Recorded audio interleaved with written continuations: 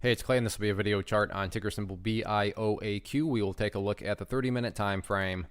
Real quick, what do I mean by 30-minute in case maybe you're new to charts?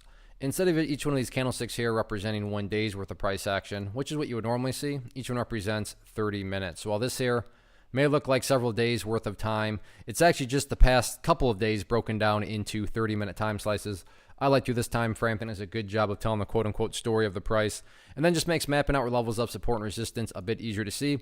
Nice late day recovery earlier in the week. Obviously, the price got hit down pretty hard, but for essentially the remainder of the week, the bulls started to show signs of progress, and I realized signs of progress, that's just kind of empty words on my part. So how am I defining empty progress, or empty progress? How am I defining those empty words? By using this trend line right here. And that's why I love charts. They allow you to, kind of define things. And instead of me just saying random words, now I can assign numerical values to them. So as time goes by next week, as long as the price stays above that the orange line there, then the price is making progress. And assuming you're bullish, that's what you want to see. Sure, it may not be exciting progress in terms of the price exploding upwards, but in order for the price to remain above that orange line, think about what the price has got to do. It's got to be able to just keep on putting in higher lows and higher lows. And when you have higher lows, that's how those overall uptrends are constructed. And that's, again, what that orange line is monitoring. So yeah, if you haven't connected those dots and haven't read between the lines, that orange line is definitely that key area of support. And good news is right now, given where the price closed and given that line is way down there, it's not like that line's even threatening being broken down below or anything like that. So definitely a nice day on the bulls part from that perspective. What about levels of resistance going into next week?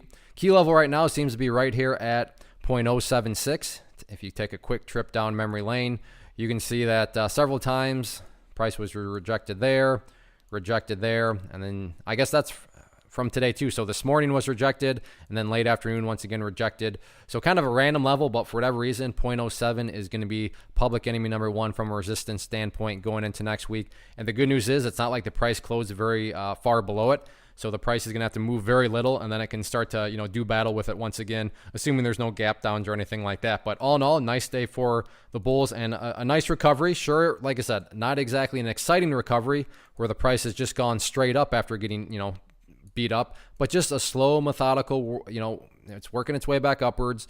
And if it's going to continue to work its way back upwards, 0.076 is that next hurdle that it'll have to clear. So next week should be pretty interesting.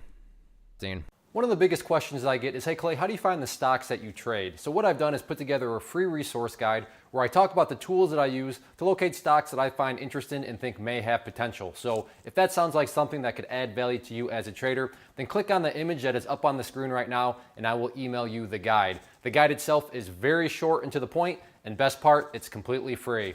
Thanks for watching the video. Let me know if you have any questions.